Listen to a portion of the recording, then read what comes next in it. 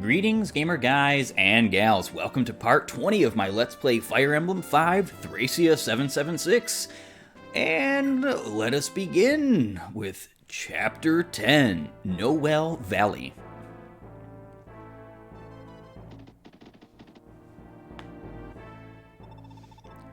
Has there been any change, General Largo? You're doing reconnaissance again today, Lady Owen? I admire your fortitude, coming this far into the mountains every morn. She's been assigned to it on the direct orders of General Kempf. There's no doubt he's out to harass her, having her make such a back-breaking trek each day. Truth be told, Fred, I'd rather be out here than cooped up in Fort Dundrum having to look at Kemp's face every hour of the day. Ho, scathing words, but General Kempf is quite an embarrassment, really. A high-born noble, his impudence and pettiness undermine his stature, and he behaves closer to a boy than a man. Perhaps it's natural to be a little insecure when Commander Reinhardt's fame has so thoroughly eclipsed his own. But to be so vindictive about it is as to take it out on the Commander's only sister. You'd scarcely believe there was any noble blood in him at all. He's a disgrace to his uniform. General Kempf is utterly convinced that my lord brother is somehow his competition. He doesn't understand the solidarity that comes with military service. They're both close in age. Were both promoted to general very young. It's easy to see how such a vile mindset took root. But my lord brother certainly doesn't feel the same way about him. Then that's all the more reason for General Kempf to hate him, wouldn't you say? What? Why? If the hatred's not mutual, there should be no reason for it to continue. Ha! You don't get it. I envy your innocence. It's Kemp's way of thinking that ensures North and South Thracia will never be as one. I don't follow. What's that got to do with the North and South? I've bent your ear for too long, though it's been good to speak so frankly. Why don't you stay a spell and catch your breath? I will, thank you. You spoil me, General.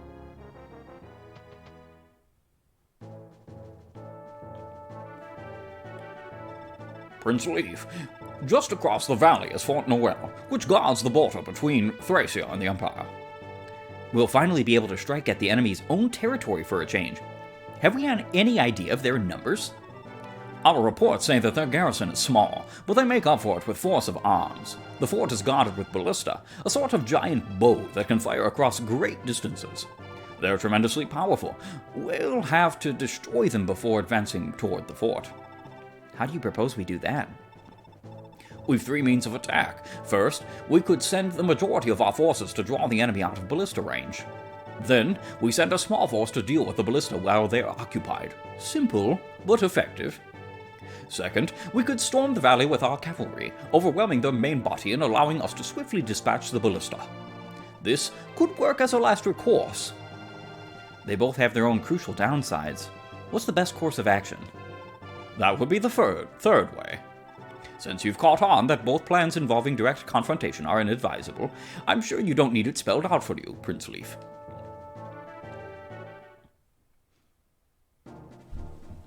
Alright, so I actually really love that conversation between Dorius and Leaf because it is basically him trying to say, do whatever you want in this chapter. Whatever strategy suits you, that's what you should do. Actually, both the first two courses of action that he advised are not really all that great. Pulling out the enemy forces and then storming in doesn't work because most of the units in this chapter are only going to attack you if you are within their range. And they're only going to move if you're within their range, so they're not going to move otherwise. And then the second course of action could potentially get your units killed. There are 6 Ballistae across this map, and they are all 3 to 10 range, 15 might, 75 hit weapons. Now, it's not possible for these units to double you unless you have a cost, which is one of the reasons why a cost is kind of a bit of a double-edged sword. But with 21 attack and 22 and around that kind of attack with most of your units, like even Dagdar is going to take 11 damage per hit.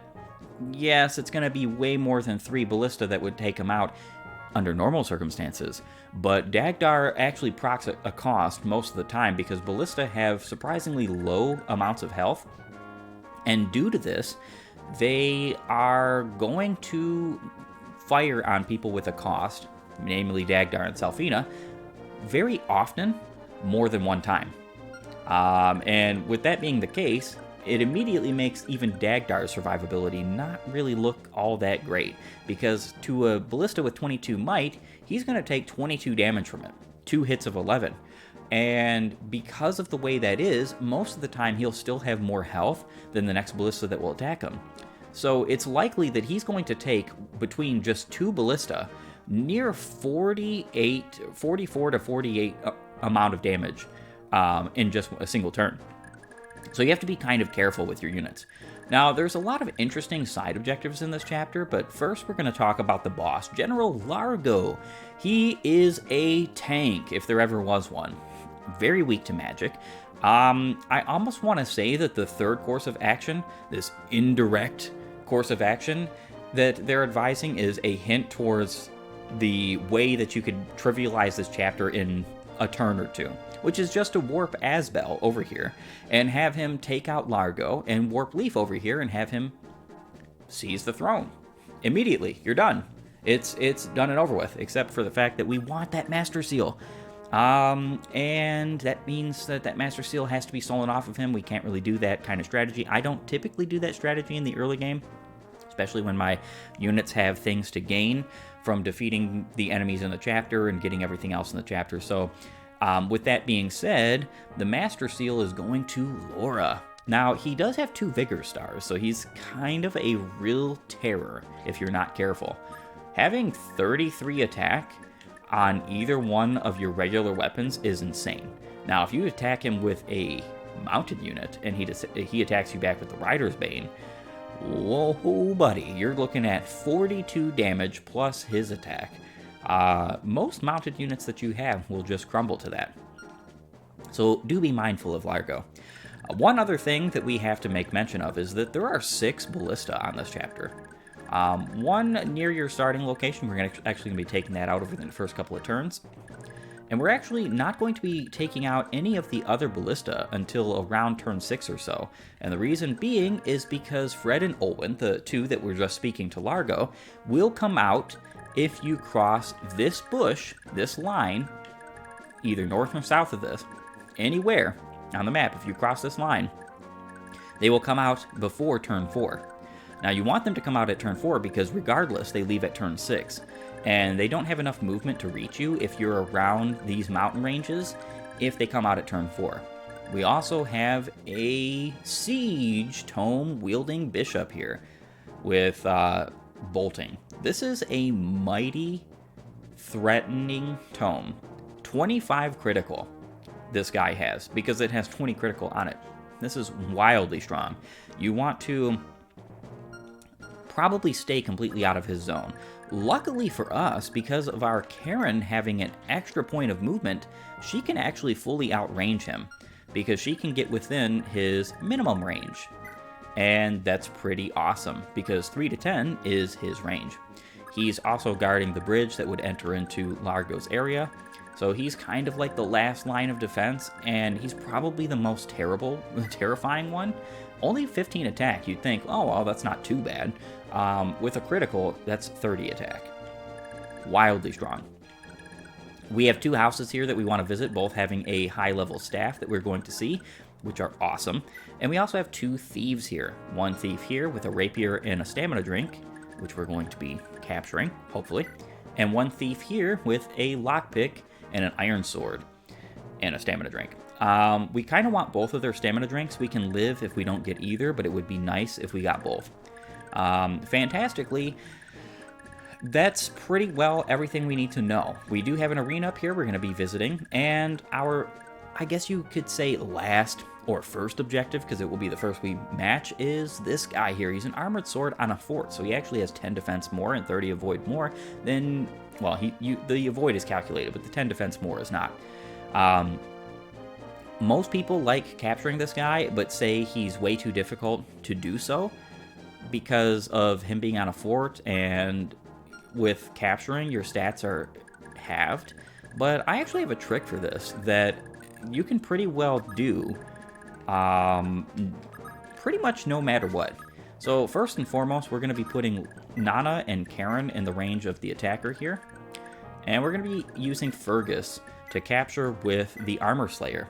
Now, of course, we only have 80 hit, and that is factoring both the support and the charm. So he would actually have only 60 hit here. But as you can see, we're doing 17 damage times 2. And this is pretty much free real estate. Fergus will oftentimes also critical, which is pretty nice.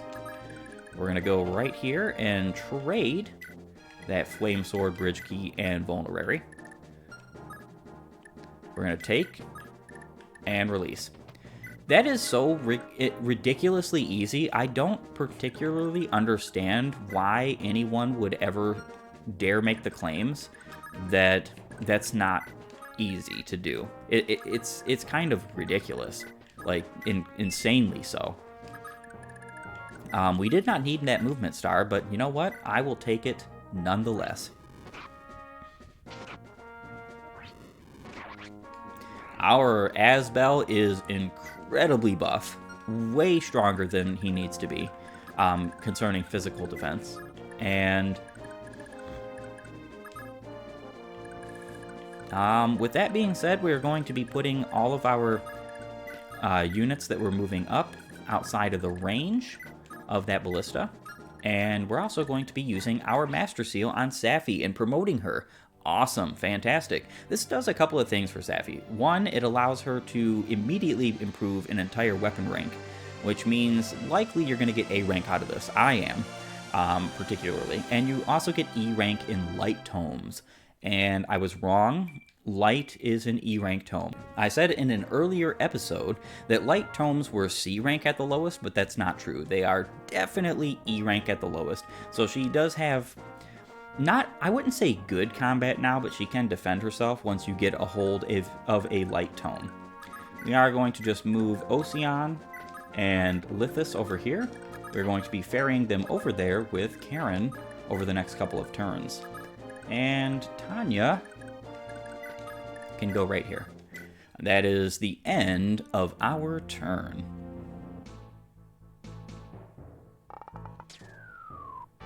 It's kind of incredible that this guy decided to attack Dagdar.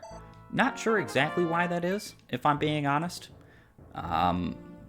Thankfully, we got a level of speed on Dagdar. That's awesome. That, like I've said before, it kind of helps him reach some benchmarks that he wouldn't normally reach. The thieves have a 50% chance to move after each and every single turn. So sometimes you're not even going to see a thief move whatsoever, which is very nice. We are going to put Lara here. It sounds like a suicide mission, but with her +5 defense and +10 defense from the fort, she can take easily one shot from any ballista. Which is nice. Let's see, we're going to use the Iron Bow. Hopefully we finish this guy off. It requires Dagdar to hit 2 hits. Thank you, Dagdar. I appreciate it. And then we're going to finish you off. We actually one-shot this ballista. Very nice, Asbel. Very nice.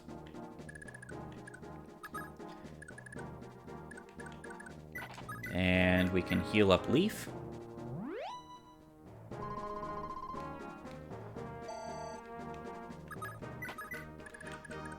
And we're going to keep all of these units, Safi and Selfina, out of the way for the time being. It's really unfortunate that we can't move them closer, but just because of the way that everything goes concerning Ballista, we don't really want to move them too much closer. We can move them closer now because we have killed the Ballista to the north, but we can't move them like up close and personal with the enemies. Alright, so let's go ahead and move you here. Now, the Ballista should actually prioritize Lara just because she has a 0 defense. I don't think they take in the +5 defense or the defense from the fort into account. And that's our turn.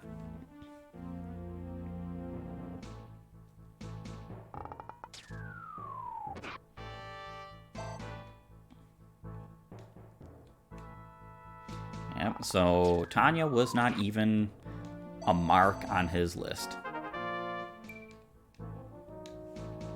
Not that great of a level up considering all the scrolls she has.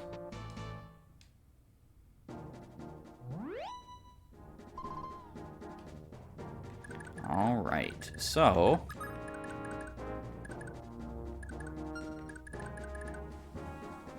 what we are going to do here is we could gamble a little bit with our Fergus here and put him underneath the house. Now, this bishop exactly reaches the house. What we could do is we could stand underneath here, hope that the thief doesn't go for the house yet, that he procs his 50%, and then we could capture him. Alright, so with that being said, we got to make sure that we put Ocean in a good location.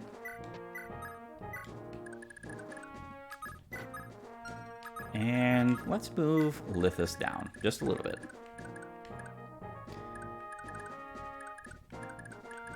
Alright, now all we have to do here is get Tanya up, and we're going to go ahead and visit the arena. Asbel's up there as our healer. We don't need him for the rest of this chapter, which sounds kind of crazy, but Largo is going to be very easy for us to KO with the units we have. I could very easily just have Nana in range on enemy phase, or I could have Fergus with the flame sword, so on and so forth. There's all kinds of ways we can deal with him. We're going to heal up Fergus, though.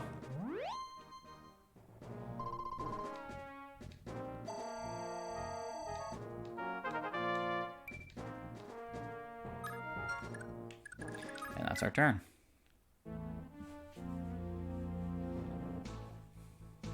Now, the Ballista will attack first. This is why I healed up Fergus.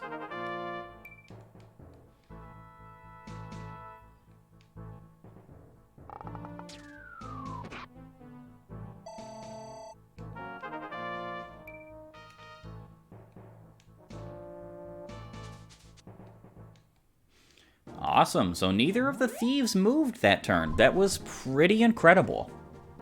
What's so incredible about that is that we can actually go ahead and capture this thief. And we're going to do that right away.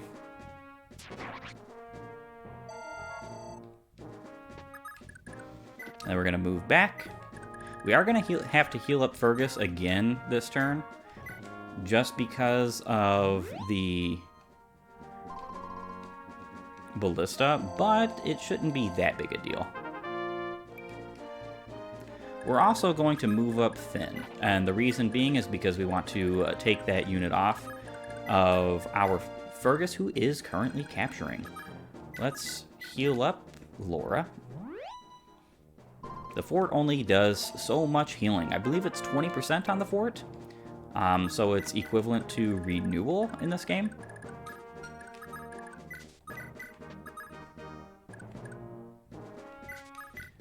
And we can take and drop.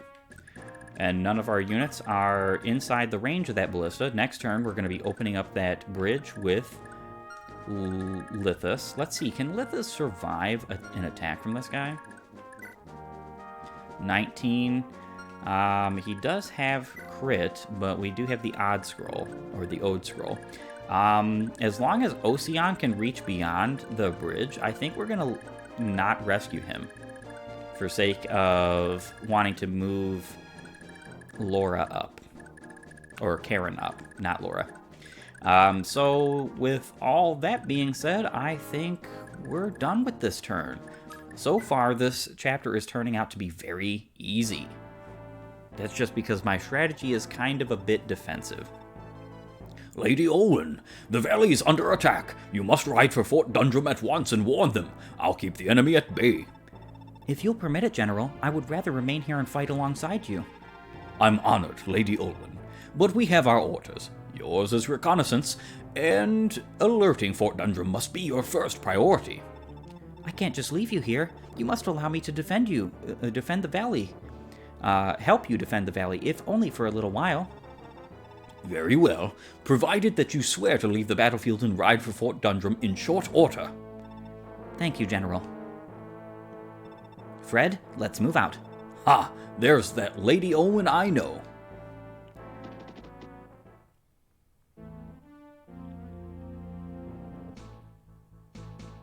I do believe that Wyvern Rider boss is part of the units that have the 50% chance to move again every turn kind of thing. And he is moving. Wow. One of the reasons why I put Ocean down south is literally just because Ocean needs to deal with this guy if he happens to go down there for Lithus. Lithus obviously can't survive against this guy. Let's trade. We're gonna have to get some stuff off of you. I think that looks perfectly fine. We'll move here, and then we will trade the rapier and stamina drink. Take and release. And that's our awesome find for the time. Let's visit this house. Natter and Nail, it looks like you folks are with the Liberation Army, right?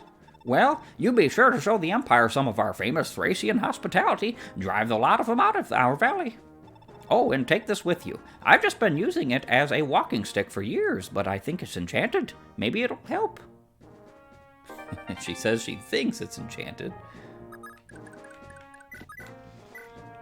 Alright, so we get the rescue staff.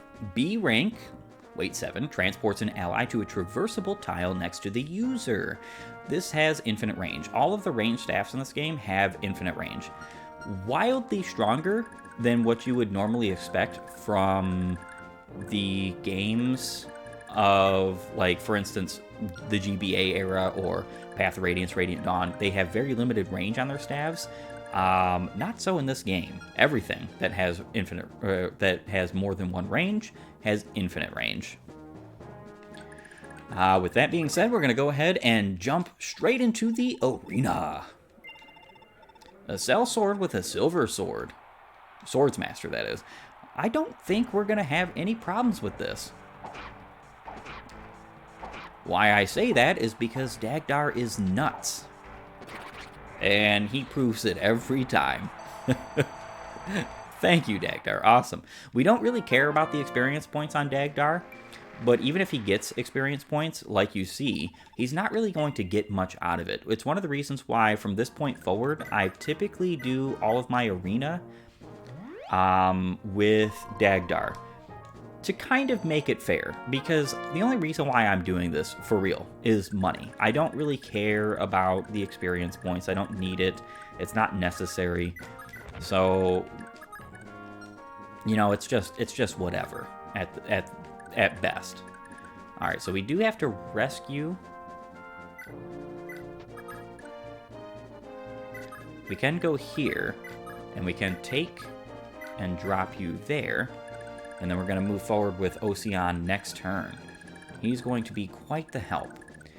I would like to hold off on healing Fergus, because if we do, we'll use one less physics stave. So, interestingly enough, Safi began this chapter with no fatigue, if I'm not mistaken. It was either no fatigue or... yeah, I think it was no fatigue. And as you can see, fatigue amounts pretty darn quickly with staves. With the high-level staves, that is, like physics and warps and Himmern. You gain a lot of fatigue by using them.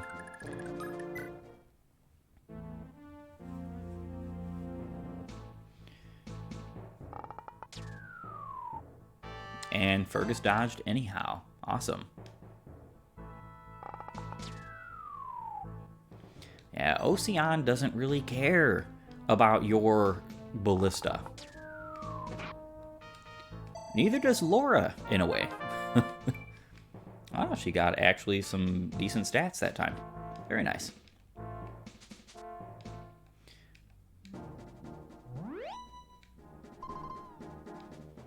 So, what we're going to do is we're going to be moving forward with Ocean here.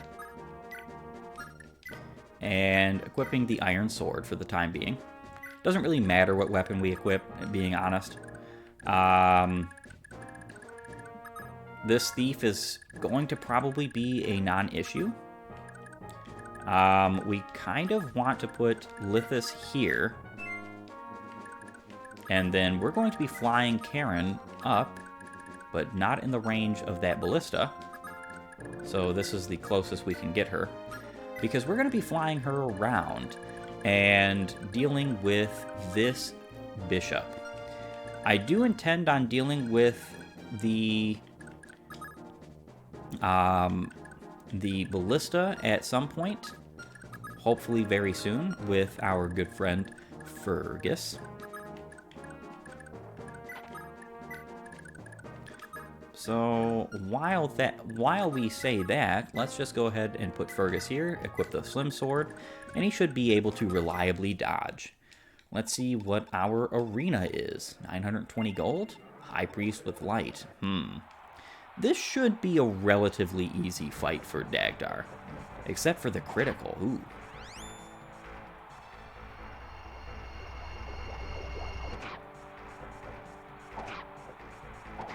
Alright, so that was a little bit of a scary fight there. He could have crit Dagdar. Now, Dagdar would have survived a single crit, but aside from that, he would not have survived.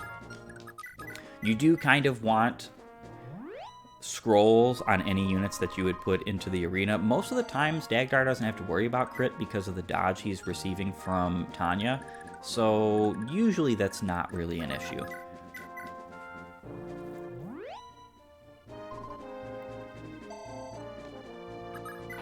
And there we go. That's our turn. I can delay no longer. Fort Dundrum must be warned of this invasion. General Largo, I'll return with every able-bodied soldier I can find. You have my word.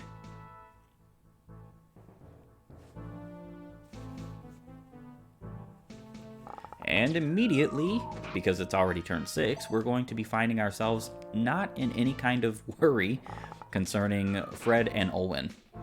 They're just going to be leaving, which is nice. Very good level up Ocean. And Lara will dodge. Nice. She's getting a decent amount of experience points, which is great. And here goes the reason why Ocean is over here.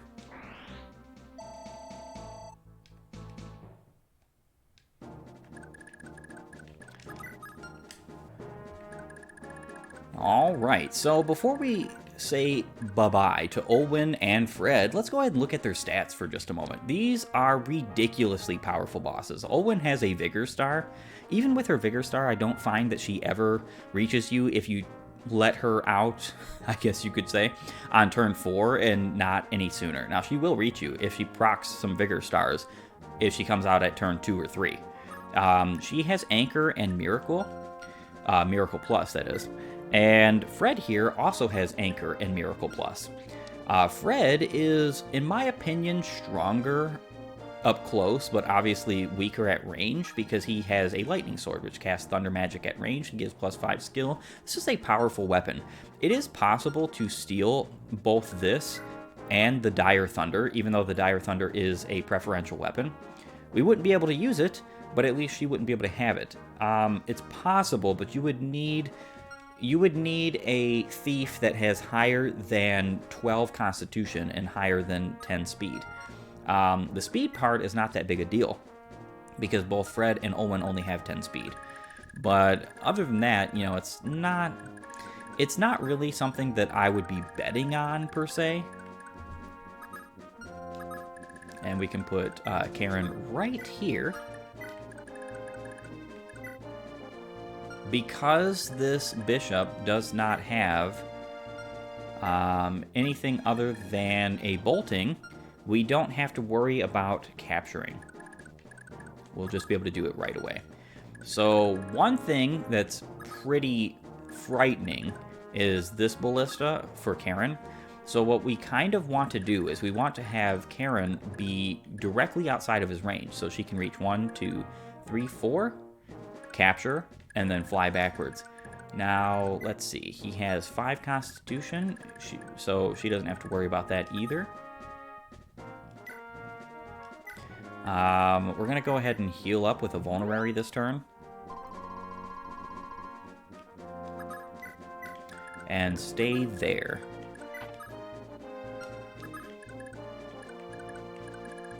You just don't want to be in the range of Fred and Olwen, because even on their escaping turns, they will start attacking you.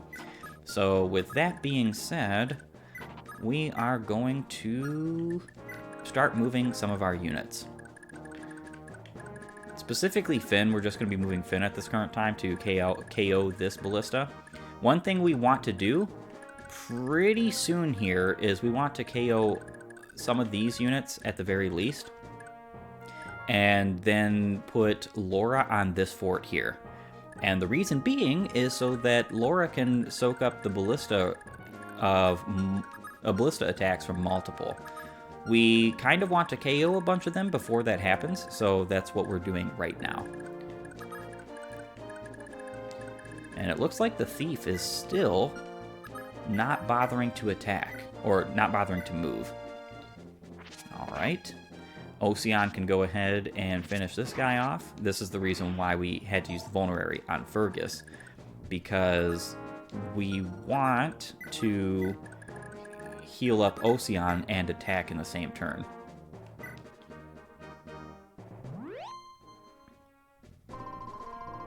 And now we'll be able to see the exact amount of fatigue that you obtain from Physic.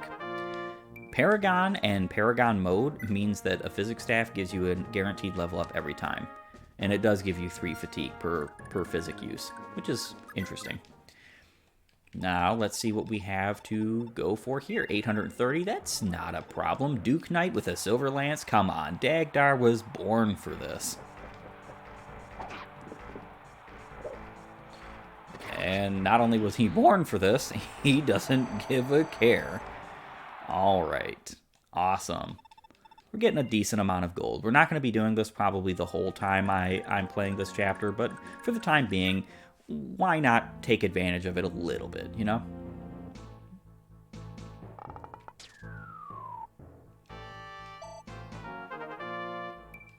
And Fergus getting some good level ups. Very nice.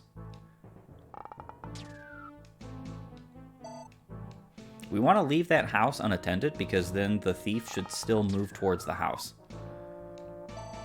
We're going to have Lithus go and grab that house for us later on. Ooh, the thief is running away.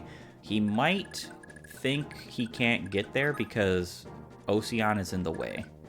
That is kind of a problem. Only thing I can do about that is continue to move forward. But I think this is a perfect opportunity for us to go ahead and say our farewells. I want to thank you for joining me. If you like my content, please upvote and follow, or like and subscribe depending on your platform. And while you're at it, have a great and glorious day gaming.